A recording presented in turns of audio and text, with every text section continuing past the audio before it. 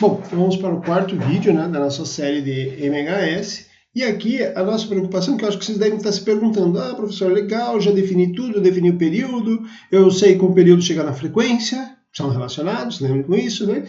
Eu já relacionei com MCU, velocidade angular, eu já estou entendendo quase tudo, mas eu queria saber como que eu defino, como que fica a posição dele.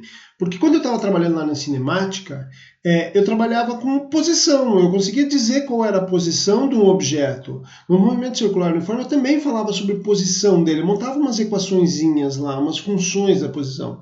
Como fica a função para posição, função para velocidade e função para aceleração no movimento harmônico simples. É isso que nós vamos ver aqui. Esse aqui é um dos mais pesados matematicamente falando. Então, vai precisar de muita atenção de vocês e muita dedicação, tá? Eu vou pular um pouco a matemática e vocês se viram depois. Por que eu vou pular? Porque senão eu vou ficar meia hora aqui falando, tá? Vamos lá. Então, primeira parte nós vemos o seguinte. Ó, tá aqui, isso. Nós temos aquela nossa análise que nós fizemos, uma análise trigonométrica, desculpa, onde eu tenho um movimento circular para esse corpo vermelho e um movimento harmônico simples para esse corpo azul. Ele vai estar numa posição X, enquanto o vermelho está num ângulo θ. Nós sabemos que do ângulo θ, lá da cinemática do MCU, θ igual a θ0 mais ômega-t. Só que nós já definimos que quando eu projeto quando a minha função que descreve o movimento no MHS, ela é dada por A cosseno de θ, a amplitude e o cosseno do ângulo. Então, quem é θ? θ é ômega-t. Vou esquecer esse θ0 por enquanto, depois a gente fala sobre ele, tá? É o ômega-t. Então, substituindo a função que descreve a posição, vai ser igual a amplitude vezes o cosseno de ômega-t. Então, olhando para essa função aqui, eu tenho que, como que ela vai se comportar? É um cossenoide. Então, eu vou ter analisar como ela se comporta, não mais aqui, como era antes, em função do ângulo, mas agora em função do tempo. O tempo vai passando, o que acontece com a minha posição X. Qual é a cara dela? É essa cara aqui, uma cossenoide. Eu queria chamar a atenção de vocês para duas coisas. Notem que aqui eu já coloquei uma ideia, um sistema massa-mola, oscilando, e aqui eu tenho uma esteira correndo e ele vai desenhando nessa esteira. Qual é o desenho que ele faz? Uma cossenoide. Tá? Então, relaciono as duas coisas dessa forma. Então, o movimento oscilatório ele é comandado, a posição, por uma cossenoide. Mas note o seguinte, nós fizemos aqui a projeção sobre o eixo X. E se eu tiver a projeção sobre o eixo Y? Bom, vocês já devem ter imaginado, sobre o eixo Y eu vou ter resultado em uma senoide. Eu fiz questão de colocar aqui para vocês, apesar do nosso livro ele trabalhar sempre como cosseno, acontece que vocês podem pegar um outro livro, um livro de cursinho, um livro de graduação, e aparecer senoide. Então vocês já vão saber o que foi feito aí. Um é projeção sobre o eixo X e o outro é projeção sobre o eixo Y. Mas, na verdade, a relação entre os dois é só π sobre 2. E nós vamos falar sobre isso lá no ângulo de fase, tá? Quando a gente for falar em fase, aquele θ0, a gente vai conversar sobre isso, tá? Então, aqui temos duas relações. Uma é senoidal e outra é cossenoidal. Só dependendo da onde você olha, tá? Da onde você projeta, vamos assim dizer. A próxima grandeza, já sabemos como é a função da velocidade.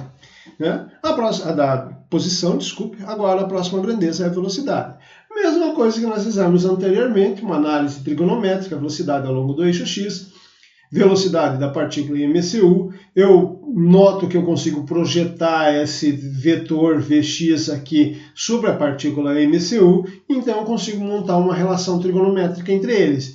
E, uau, agora a minha relação trigonométrica envolve seno, lá era cosseno. Eu estou ainda mantendo a mesma projeção sobre o eixo X. Aqui é senoidal. E mais uma coisa, esse sinal aparece, por quê? Porque velocidade ao longo do eixo X ela é contrária ao seno de θ, tá? Ao ângulo θ, ok? Então aparece o sinal de menos aqui. Faço aqui um trabalho matemático, substituindo o θ por ômega-t, vou substituindo.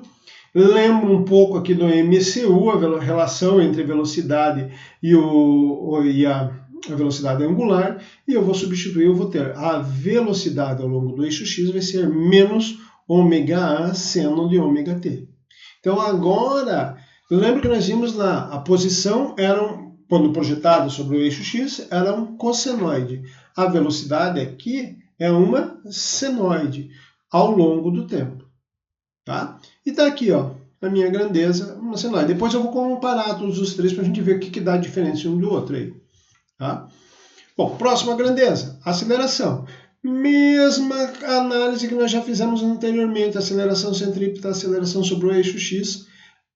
Monto a minha relação trigonométrica entre elas e eu vou chegar à seguinte conclusão, que é a aceleração, que nós já vimos anteriormente, inclusive, né?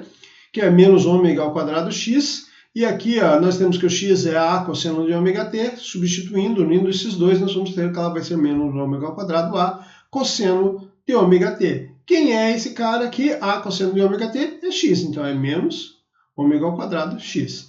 Notem, nós temos ela aqui, tá? Oscilando também. Ela é uma cossenoide. Então, a relação posição cossenoide, velocidade senoide, aceleração cossenoide. Ah, professor, e se for aquela outra situação sobre o eixo y? Posição senoide, velocidade cossenoide, aceleração senoide. Então, aceleração e posição têm a mesma função, só muda a constante de proporcionalidade aqui entre os dois. Tá? E agora vamos falar sobre uma questão importante que eu tinha mencionado antes, é o que a gente chama de fase inicial. O que é? Antes, quando eu apresentei para vocês aquele θ igual a θ0 mais ômega t, eu disse para vocês, eu vou considerar θ0 igual a zero, e todas aquelas equações valeram. Agora, o que acontece quando θ0 é diferente de zero? Como assim, professor? Quando eu começo a medir, em vez de começar a medir o movimento com o ângulo, com a posição do meu objeto aqui em zero, eu começo a medir um ângulo θ0 diferente. Tá? O que significa isso? Significa que eu simplesmente vou substituir aquele lá θ igual a θ0 mais ômega t, eu vou colocar aqui dentro. Então eu vou ter que a posição vai ser a cosseno de ômega t mais θ0. Esse cara, em todas as funções, aparece do mesmo jeito. Esse cara aqui é o que nós chamamos de fase inicial, ângulo de fase ou constante de fase. Quer dizer, ele não começou em zero quando era zero. Tá? E aí é só fazer a conta mesmo. Notem que isso aqui ó, é uma unidade angular, radianos, nós estamos trabalhando no sistema internacional radianos, se não tiver radiano tem que passar. Então, uma unidade angular, aqui também é uma unidade angular, ômega t, para poder fazer a soma. Então, também vou ter uma unidade angular aqui os dois. Tá? E é isso. Aqui é só isso, tranquilo. Em seguida, o nosso resumo. Opa, aqui ficou faltando um desenho. Tá? Eu tenho aqui, da minha posição, eu tenho comparando a ômega t, seno de ômega t e cosseno de ômega t. Então, para a posição, ele começa quando o tempo é zero. Quando o tempo é zero, o cosseno é 1, a amplitude máxima. O valor é A. Mesma coisa quando o t for para o outro lado, 180 graus. Eu vou ter aqui menos A. Ok? Mesma coisa. Notem que quando t é zero, aqui o seno de ômega t vai ser zero também. Então a velocidade é zero. E ela tem um sinal negativo, então ela vem para o lado contrário. Mesma coisa acontece com a aceleração aqui. Eu vou voltar lá para que vocês possam ver a aceleração. Olha lá a aceleração. Ela é menos ômega ao quadrado x. Quando t é zero, ela vai ser menos ômega ao quadrado x. Vai estar ao contrário aqui. Tá ok? Então é isso, basicamente. Daqui a pouco a gente vai para o próximo vídeo. Muito obrigado.